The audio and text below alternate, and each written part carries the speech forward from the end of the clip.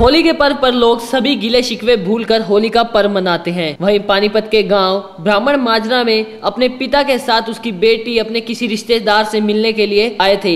गांव के कुछ युवक ने उस पर रंग लगा दिया, जिसको लेकर युवक ने उनके साथ मारपीट शुरू कर दी। बीच बचाव करने आए गाँव के बुजुर्ग को ग्रामीणों ने बुरी तरह से पीटना शुरू कर दिया। घायल अवस्था में उपचार के लिए ले जाते समय बुजुर्ग की मौत हो गई। मृतक के शव को पोस्टमार्टम के लिए पानीपत के शव गृह में रखवा दिया गया। वहीं पुलिस ने आरोपियों के खिलाफ मामला दर्ज कर जांच शुरू कर दी है।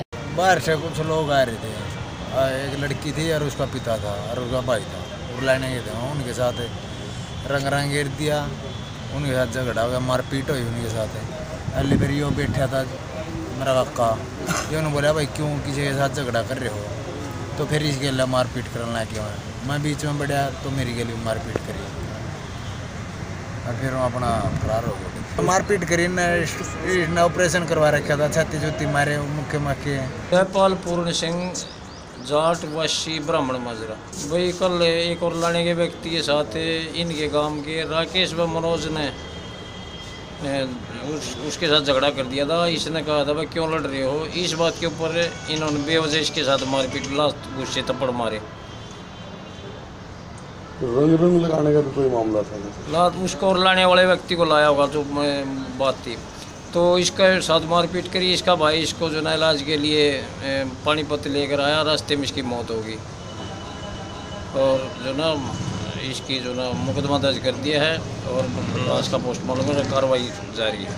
302-34 IPC नहीं उनको भाग रहे हैं, उनकी तलाश जारी है, टीमें जारी हैं।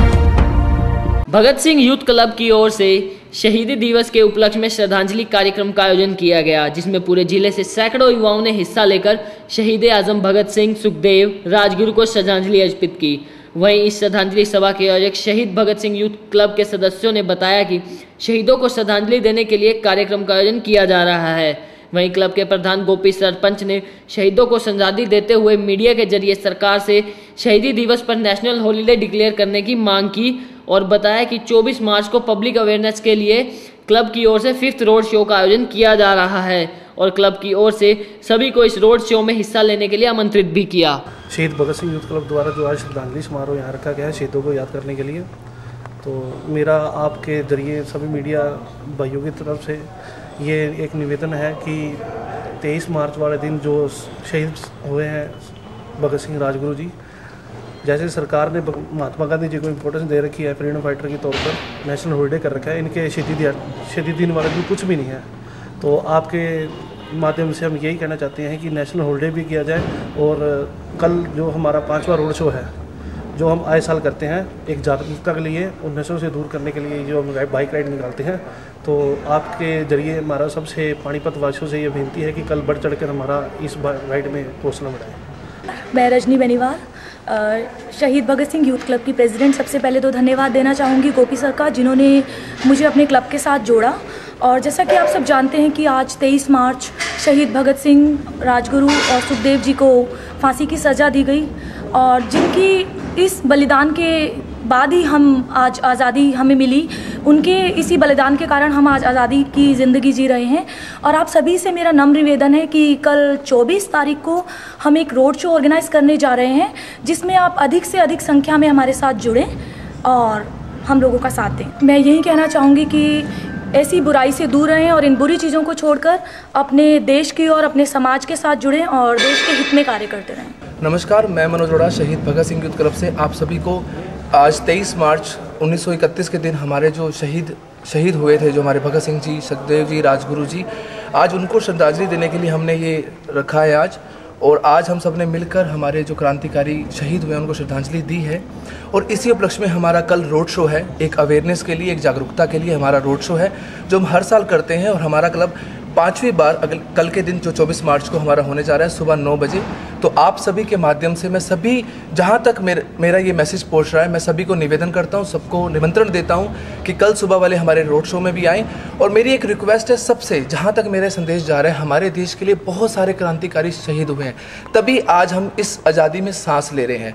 तो प्रत्येक जो भी क्रांतिकारी, कोई भी मेरा फौजी भाई जो भी इस देश के लिए बलिदान देके गया है, मतलब अपनी बलि तक का दान देके गया है, तो उसको हमेशा याद रखें, उसको अपने दिल में बसा के रखें और उनके दिए गए विचारों को अपने जीवन में अपनाएं ताकि वो अच्छा काम कर सके। तो भगत सिंह जो यूथ क्लब है हमारा, ये भी इसी प्लेटफॉर्म से जुड़ा है, इसी विचारधारा से जुड़ा है। हमारे यंगस्टर हमारे साथ इकट्ठा होते हैं और हम समाज को सुधारने के लिए अलग अलग तरह की एक्टिविटीज़ करते हैं, जितना हमसे हो सकता है। मैं आशा करूँगा कि आप भी हमारे साथ जुड़े, इस रोड शो में हमारे साथ लें और आगे बढ़कर इंकलाब का नारा लगाएं और इस देश में आज़ादी जो हमें मिली है इसको अच्छे से महसूस कर एक अच्छा जीवन बता पाएं। धन्यवाद। श्री कृष्ण कृपा सेवा समिति एवं जियो गीता परिवार के संयुक्त तत्वाधान में एक विशाल गीता सत्संग समारोह का आयोजन किया जा रहा है। समिति के पद अधिकारियों ने जानकारी देते हुए बताया कि स्वामी ज्ञानानंद जी महाराज के सानिध्य में आगामी 27 मार्च से 31 मार्च तक कटारिया लैंड में गीता सत्संग का आयोजन किया जा रहा है। हाँ जी, 27 से 31 मार्च स्थानीय कटारिया लैंड में गीता मनीषी महामंडलेश्वर पूज्य पाद गुरुदेव स्वामी ज्ञानानंद जी महाराज की अध्यक्षता में एक दिव्य गीता सत्संग का आयोजन किया जा रहा है। श्री कृष्ण कृपा सेवा समिति पानीपत और जो है जियो गीता परिवार पानीपत की तरफ से, जिसमें प्रतिदिन सायं 4 से 6:30 बजे तक दिव्य गीता सत्संग की वर्षा रहेगी। उसके अलावा प्रतिदिन सुबह 6:30 से 7:30 बजे तक वहाँ पर ध्यान साधना शिविर का आयोजन किया गया है। उसके अलावा 28 तारीख को शिक्षकों और शिक्षाविदों के लिए एक विशेष बैठक जावा पैलेस में दोपहर 12 से 1 बजे तक। 29 तारीख को रात्रि 8 से 9 बजे तक शहर के सभी प्रमुख डॉक्टर और चिकित्सक बंधुओं की एक संगोष्ठी का आयोजन किया गया है। 30 मार्च को स्थानीय बार काउंसिल में दोपहर 1 से 2 बजे तक, जिसमें सभी गणमान्य वकील महोदय और हमारे न्यायाधीश महोदय उपस्थित रहेंगे। वहाँ पर स्वामी जी के द्वारा गीता और न्याय के क्षेत्र से उसमें गीता का क्या योगदान है उसके बारे में बताया जाएगा और उनकी जो भी जिज्ञासा होगी उसका समाधान करने की कोशिश की जाएगी। 31 मार्च को शहर के सभी बुद्धिजीवी लोग, गाँवों से बुलाए गए सरपंच महोदय, पंच महोदय और बाकी गणमान्य व्यक्ति, व्यापार कोष से जुड़े हुए लोग, सभी को 11:30 से 1 बजे तक स्थानीय जावा पैलेस में ये एक विशेष सत्र रखा गया है, जिसमें गीता का हर क्षेत्र में योगदान पर विशेष ये किया जा रहा है ताकि गीता को जीवन के हर क्षेत्र से, समाज के हर क्षेत्र से जोड़ा जा सके। धन्यवाद। आपको अनिल शर्मा जी ने बताया कि 27 तारीख से 31 मार्च तक 4 बजे से लेकर 6:30 बजे तक पूज्य महाराज श्री का पावन सानिध्य और मधुर वाणी हम सबको सुनने को मिलेगी। जहां गीता हमें धर्म की ओर प्रेरित करती है, वहीं समाज की ओर हमारी क्या दायित्व है, क्या जिम्मेवारी, उसके लिए भी हमारा एक प्रयत्न महाराज श्री का रहता है। और कृष्ण कृपा समिति केवल सत्संग तक ही सीमित नहीं है, अपितु सेवा के विभिन्न प्रकार के प्रकल्पों को भी समाज के अंदर लेके आती है। और कृष्ण कृपा समिति के सौजन्य से इस दिव्य गीता सत्संग समारोह का आयोजन हो रहा है, जिसमें राष्ट्र के महान संतों के दर्शन भी हम सबको इस सत्संग के माध्यम से प्राप्त होंगे। वहीं विशेषकर परम पूज्य जगत गुरु शंकराचार्य स्वामी दिव्यानंद जी तीर्थ, परम पूज्य श्री कांता देवी जी महाराज, परम पूज्य श्री दयानंद सरस्वती जी महाराज, परम पूज्य पंडित दाऊ जी महाराज का पावन आशीर्वाद एवं आशीष वचन हम सबको इस कार्यक्रम के माध्यम से सुनने को अवसर प्राप्त होगा। नई सोच सोशल एंड वेलफेयर सोसाइटी ने आज 88वां शहीदी दिवस शहीदों के सम्मान दिवस के रूप में मनाया। सोसाइटी के सभी सदस्यों ने नमन भाव से शहीदों की प्रतिमा पर सुमन अर्पित कर श्रद्धांजलि दी।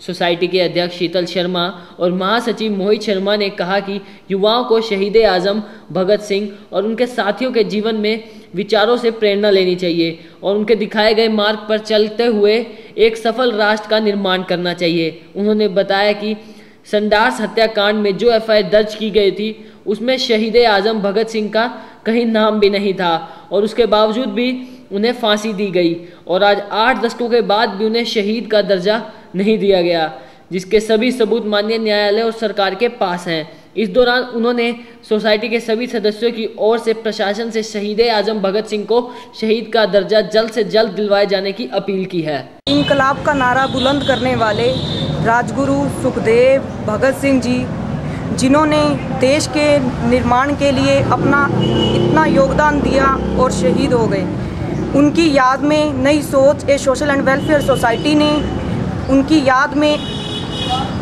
शहीदों को फूल अर्पित किए गए और सभी ने उनकी आवाज़ को और बुलंद करने का एक अहम योगदान अपना दिया कि उनकी आवाज़ को और बुलंद करें। 23 मार्च शहीद भगत सिंह युवा प्रेरक राष्ट्र नायक शहीद भगत सिंह राजगुरु और सुखदेव जी का शहीदी दिवस, बलिदान दिवस, सम्मान दिवस के रूप में मनाया गया है।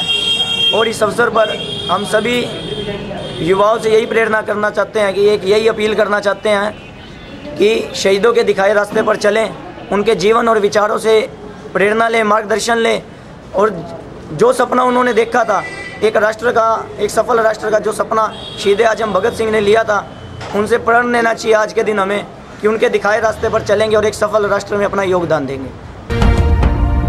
आज पानीपत की पवित्र भूमि से अखिल भारतीय फ्री स्टाइल इनामी कुश्ती प्रतियोगिता का हरियाणा खेल एवं युवा कार्यक्रम विभाग के प्रधान सचिव आनंद मोहन शरण ने पूरे विधिवत रूप से इस खेल समारोह का शुभारंभ किया।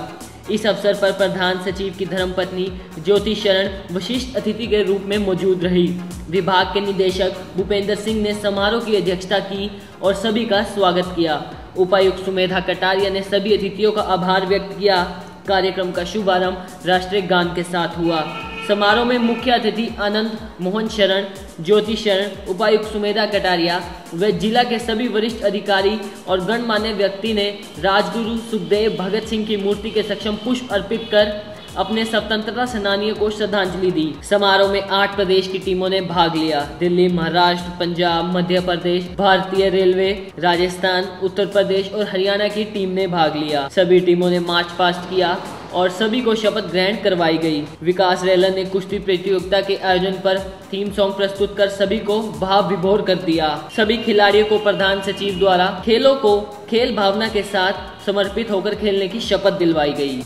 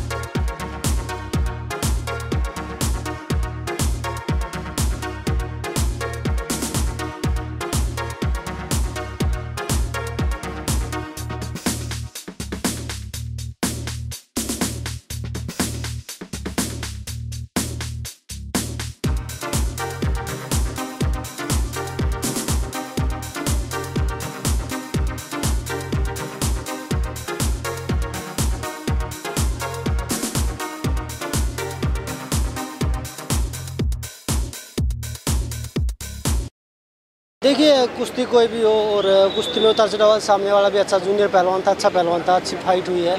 और मैं उसको यही बोलूँगा कि और ज़्यादा मेहनत करे, क्योंकि देश को बहुत सी उम्मीदें हैं जो ओलंपिक में 2020 है, 24 है।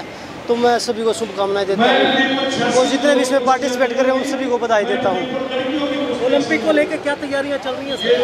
देखिए, काफ़ी अच्छी तैयारियां चल रही है और कोशिश रहेगी जो देशवासी मुझसे उम्मीद करते हैं मैं उन उम्मीदों पर खरा उतरूँ। सरकार की जो खेल नीति है उससे हाँ, देखिए, काफ़ी हरियाणा में जहाँ पे भी हम जाते हैं हरियाणा की खेल नीति सबसे बेस्ट है और मैं सरकार को धन्यवाद देता हूँ क्योंकि खिलाड़ियों को उत्साह प्रोत्साहन मिलेगा और सम्मान मिलेगा तो खिलाड़ी और अच्छा करने की कोशिश करेंगे। आज का आयोजन है, इस आयोजन को लेकर के आप क्या कहेंगे? देखिए, जो हमारे शहीद हैं उनको एक याद करने का बहुत अच्छा मौका है और ऐसे इवेंट होने चाहिए। हर मतलब जितने भी हमारे शहीद उनकी याद में ऐसे इवेंट जितने ज़्यादा होंगे उतने हमारा खेल और ऊपर जाएगा। और मैं बहुत खुश हूँ। बच्चे मोटिवेट होंगे और जो नए लड़के लड़कियाँ आ रहे हैं वो मोटिवेट होंगे ऐसी दंगल को देख के और वो सोचेंगे कि हम भी आगे जाके पार्ट लें। एक चीज़ हम देख रहे हैं यहाँ पे, जैसे महिला कोच पुरुष कोच है सारे के सारे, जबकि महिलाएं यहाँ पे कुश्ती दंगल में है, तो क्या महिला कोच नहीं होनी चाहिए साथ? नहीं, बिल्कुल होनी चाहिए, होंगी भी। मैंने इतना ध्यान नहीं दिया लेकिन ज़रूर होती है, बाहर भी होती है, हमारी ट्रायल्स में भी होती है, तो ऐसे कोई बिग डील नहीं है, होती है लड़कियाँ। क्या आप चाहेंगे इतने बड़े आयोजन में इतने साल से कुश्ती हो रही है, लेकिन आज हम पूरे दिन देख रहे हैं कि यहाँ पे महिला कोच नहीं है, इसमें नहीं होंगी, लेकिन हमारी ट्रायल्स पे और बाहर इंटरनेशनल में हमारे साथ हमारी लेडी कोच भी हैं, मंजीत हैं और मनीषा हैं, वो हमारे साथ काम करते हैं। तो सीनियर कुश्ती खिलाड़ी हैं, गोल्ड मेडलिस्ट हैं, आज के आयोजन की भी आप प्रशंसा करने की भी सरकारों की भी कर रहे हैं, तो इसके लिए क्या मांग करेंगी कि मंच पे आपके साथ? मैं सबसे पहले तो धन्यवाद करना चाहूँगी हरियाणा सरकार का कि इतना अच्छा दंगल है, और ये भी कहना चाहूँगी कि और ज़्यादा बढ़ाएं दंगल को, कि और ज़्यादा बच्चों को मौका मिले, बस यही है। क्या कुश्ती कराने के लिए कोच के रूप में महिला होनी जरूरी है यहाँ पे? सर मैंने बोला तो कि होनी चाहिए और होती भी हैं। क्या हरियाणा सरकार से मांग करोगी अगले दंगल में होंगी? इतनी काफ़ी है कि हो जाएंगी, मतलब आपने क्वेश्चन किया है, मैं बोल रही हूँ तो 100% होंगी।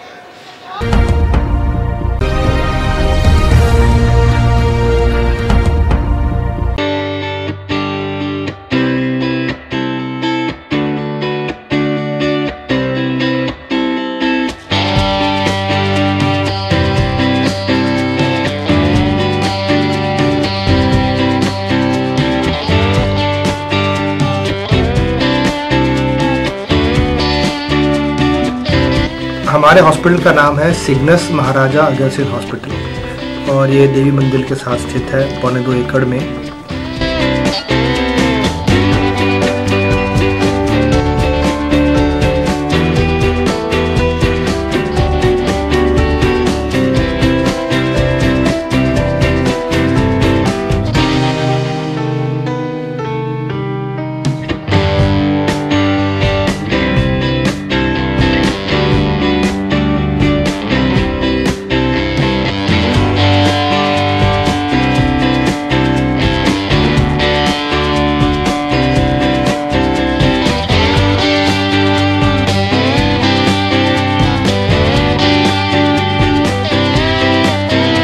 ये हम इलाज के लिए आए थे। 4-5 महीने पहले हमारी माता को चोट लगी थी, कहीं जगह दिखाया तो इलाज नहीं हो पाया, तो हमें इस कार्ड के जरिए सरकार ने कार्ड बनाया है, इस कार्ड के लेकर के हम यहाँ आए और इससे इलाज डॉक्टर ने कार्रवाई की है। डॉक्टर ने बोला कि इसके हिसाब से आपका इलाज, माता को इलाज होगा। यहाँ के डॉक्टर ने अच्छा बर्ताव किया है और ये बोल रहे हैं कि अब इसका कोई चार्ज नहीं होगा।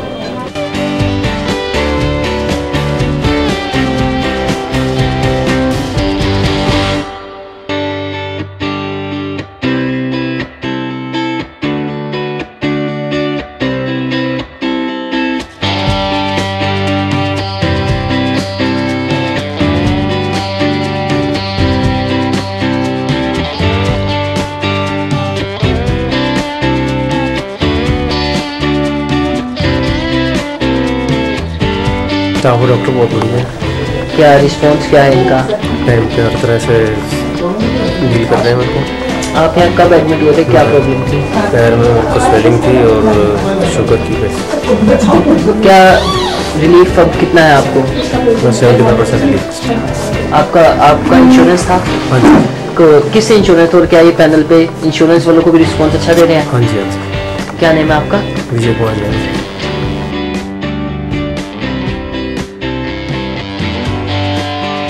और मेरा नाम है डॉक्टर दीपक भारद्वाज और मैं यहाँ पे एज ए ऑर्थोपेडिक सर्जन कार्यरत हूँ। मेरा तो ये मानना है कि हॉस्पिटल जो है वो मॉडर्न मंदिर है, क्योंकि जो हमारा शरीर हमें मिला है, अगर इसमें कोई भी विकार आ जाए, कोई प्रॉब्लम आ जाए, उसके लिए कम से कम एक जगह है जहाँ पर अंडर वन रूफ सारी सुविधाएँ उपलब्ध हों। तो आजकल हॉस्पिटल्स में ये होना बहुत ज़रूरी है कि एक रूफ के अंदर पेशेंट को सारी फैसिलिटीज़ अवेलेबल हो।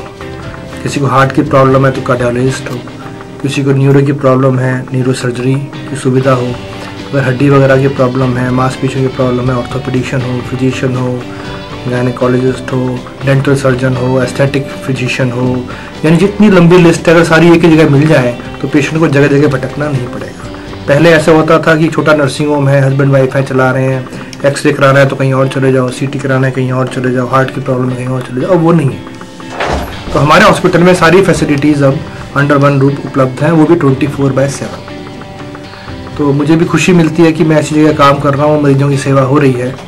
और आजकल जैसे पता है कि पेशेंट्स अब जब किसी हॉस्पिटल में जाता है वो इस उम्मीद से जाता है कि उसकी जो भी प्रॉब्लम है उसकी प्रॉपर डायग्नोसिस बने, कोई इन्वेस्टिगेशन अगर होनी है तो इन्वेस्टिगेशंस हो जाएं और ट्रीटमेंट भी उसको वहीं के वहीं मिल जाए। तो वो सब यहाँ पर सिग्नस महाराजा अग्रसेन हॉस्पिटल जो देवी मंदिर के साथ है वो सब अवेलेबल है। इंडियन गवर्नमेंट भी एक वो कर रही है आयुष्मान योजना, क्या उसके भी पैनल पे है?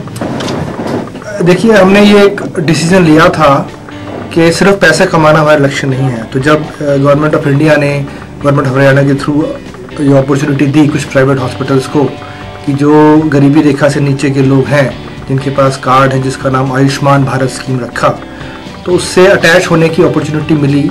तो बाकी सब ने तो नहीं किया, बहुत कम ने किया, लेकिन हमने तुरंत किया।